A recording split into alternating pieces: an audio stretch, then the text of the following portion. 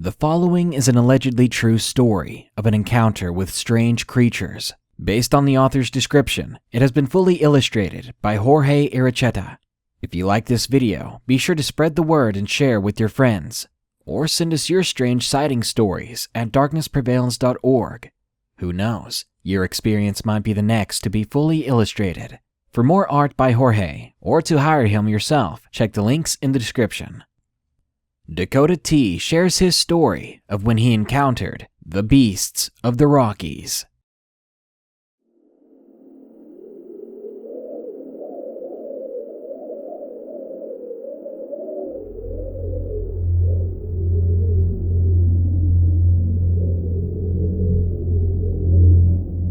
No matter how much I wish it wasn't, this story is completely true.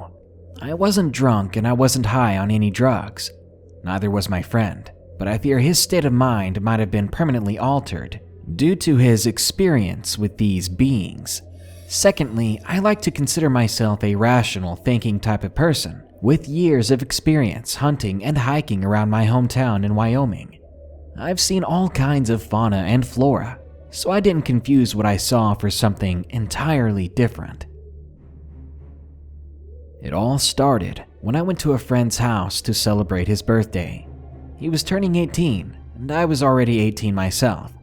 His uncle, a man more native to the land than myself, was 27. Let's call this friend James. I finally got to his house at about 4 p.m. that night.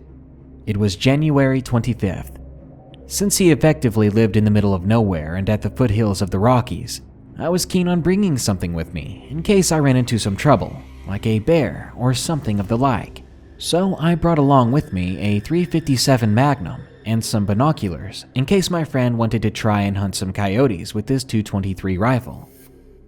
We started doing our normal routine for most of the day, playing games on his computer, watching some TV, and just chilling out and talking about school. His parents were away on a business trip to a nearby town, so they left James and his uncle the house to themselves. The thing that James loved the most in the world was easily his dogs. He had 2 chocolate labs and a golden retriever. The retriever was actually fairly old. This being Wyoming and people not really giving a hoot, the dogs were left out all day. They came and went as they pleased back to his house. Sometime around 8 or 9 p.m., we heard his dogs begin barking at something off in the distance. At this point, the sun was long gone, but the full moon gave an amazing amount of light. I looked through the nearby window in the direction of the dogs barking. Even with the moon shining against the snow, I could not see anything up to the tree line that was nearly a mile away. "There's nothing there," I said. "Are you sure? They don't even bark at deer anymore," James whispered to me. The whole situation was weird. Fast forward an hour, and his dogs have not been heard or seen since the barking started. His uncle was buzzed and watching something on their huge TV. James was beginning to worry that something happened to his dogs. Now, wolves can still be dangerous in the Rockies, and they have no problem taking down a random dog that wanders into the woods. This is the moment where I started to get anxious, partly because he wanted to get his dog back, and partly because wolves sometimes kill sheep or even cows. So if they were desperate, I'm sure they would have no problem with us. Even still, those dogs were his family. So we grabbed our guns and we headed outside. We were armed with heavy clothing, as well as my .357, the binoculars, and his .223 rifle. We braced ourselves and we headed out into the Wyoming winter with temperatures 20 below freezing, going the direction of where we last saw his dogs. The whole time we walked toward the tree line, my veins were being flooded with adrenaline, the same feeling I got every time I hunted. But tonight, we definitely weren't hunters. We were about 300 yards away from the tree line when James suddenly stopped. With my eyes trained on the ground and looking for signs of an animal, I almost ran into him. He just stared at the tree line. He kept whispering for me to look at the trees. Slowly, he raised his left index finger towards the foothills of the mountains. As soon as he knew I was looking towards the trees, he readied his rifle and pointed it towards them.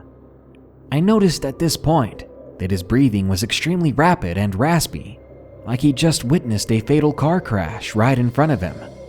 At that point, I honestly didn't know what he was talking about. I scanned the tree line over and over.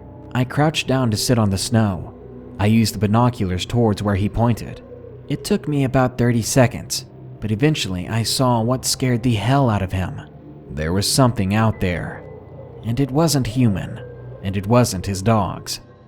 Something on 4 legs came out from behind a tree at the edge of the forest. It must have been about 3 feet tall at the shoulder. Of course, at first I assumed it was a wolf, or maybe even a small bear. A few seconds later, several more of these things came out of the woods. I didn't pause to try and count them, but there was at least 6 or 7, and who knows how many more were hiding in the trees still. We watched them slowly walk out of the trees for several minutes. These animals seemed strangely cautious or slow for whatever reason. Maybe they were scared of people. Then they eventually stopped as a howl from a dog or wolf came out from behind us. It was far enough away for us to not worry about it, but close enough for the unknown animals out there to hear the howl as well. I looked back through the binoculars and could almost make out the general texture of these creatures. They were now about 275 yards away. They looked pale and thin. They still appeared to be something like wolves or even large dogs. But my heart began to race when I saw what they did next. These things, whatever they were, picked up their pace fast, reaching speeds of what looked like 15 to 20 miles per hour, judging from how fast they closed their distance to the direction of the howl. And coincidentally, this was almost right at us. After a minute or so, James lost it and tried to get up to run away. I grabbed him and threw him on the ground as he started to run, but this caught the attention of the beasts, and they stopped. James and I, frozen with fear, sat down in the snow, weapons ready. I almost lost it as well when I noticed that the eyes of these things reflected the moonlight. They were orange in color. They didn't really glow like in some stories of cryptids. They were more piercing. We stared at them, and they stared back at us for what seemed like hours until one of these creatures stood up on its back legs. At this moment, all of my knowledge on hunting and animals was meaningless. I knew that some animals could stand up on their back legs, but they could never do it very long. I audibly counted to see how long it stayed like that. 5 seconds, 10, 15. Then James screamed and pointed his .223 to the right. I looked in his direction, and I saw a creature on the left side of the group begin to get up, and it ran away from the pack. Dumbfounded, I turned my attention to the rest of them, and I told James to keep watching the one that ran away. I do a quick count of the ones that remained, the ones that were staring us down. There were only 4. My heart pounded out of my chest. There was no way we could have lost something so large on these plains. They're completely flat and covered in snow. I looked to our left, and then I saw it. It was crouched down and trying not to be seen. I realized how smart these things were, much smarter than I would have ever expected. These things, they were flanking us. I whispered to James my suspicions of what's going on, and he had the same thought. I made up a quick plan in my head, and I relayed it to James, our best course of action. I told him to start backing away slowly, but to always maintain eye contact. As soon as I finished telling him my idea, I do another quick count. Now only 3 pairs of orange eyes. Another one went somewhere. The one that first stood was starting to walk towards us. I helped James up, and I told him to keep an eye on our right side, while I looked to the left.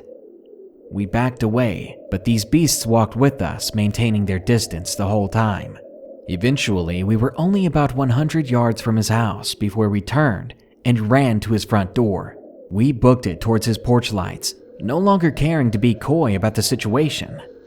Foolishly, I stopped 50 feet short of the porch, and I turned around. Maybe it was curiosity. I don't know, but I regretted it the moment I did it. My body seized up the moment I saw it. Those creatures stopped as soon as I made eye contact. With the creatures ever so slightly illuminated by the porch lights, I realized that these things seemed otherworldly. They were tall, probably 6 or 7 feet, and they were insanely thin and lanky, almost like a basketball player. They were so pale, and they stared right back with these intense orange eyes from before. I just looked back, less afraid but more curious, and a few seconds later, James screamed, "What are you doing?" I pulled myself out of the weird trance I found myself in, and I sprinted towards his house. I jumped inside and bolted the door, all while his drunk uncle swore at us for making too much noise. I looked out of the windows with my gun in hand, but I didn't see a thing. Nothing but fresh tracks. I pulled the curtains back where they were, and we heard the strangest noise, anything other than a person I've ever heard. It sounded like a dog's howl, but it repeated, almost like it was coming from a Siamang gibbon, in repeated pulses in different pitches and tones. The uncle looked like he instantly sobered up after hearing it, and he started locking all the doors and windows in the house. To our surprise, all of James's dogs were back, but they were very frightened and confused, cowering in a corner. We watched through the windows for almost the entire night until I eventually needed to fall asleep, but we never had any other problems since. Whatever these things were, they were fast, they were smart, and they were nothing I've ever seen before. It looked like some strange dog man straight from tribal legend. I'm not a superstitious type of guy, but I hope it was somehow just a really elaborate dream, even if my friend and his uncle can recall the night too.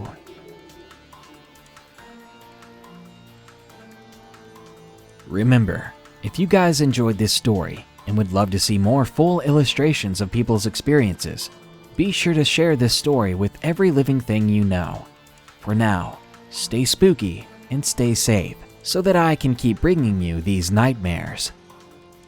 Good night.